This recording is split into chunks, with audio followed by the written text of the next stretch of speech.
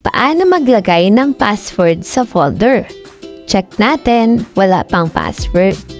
So, ang gagawin natin dyan, lalagyan natin ng password.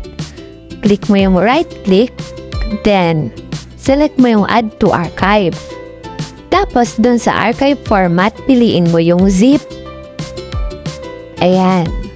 Tapos, i-enter ang password kung anong gusto mong password. Ang nilagay natin dyan ay OHC.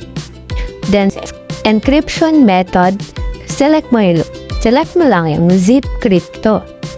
At ayun, na-create na yung folder na may passcode. Ayan.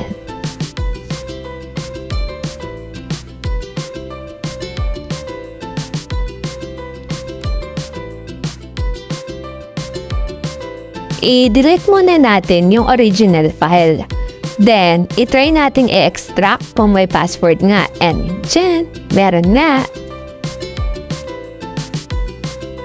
Thank you for watching!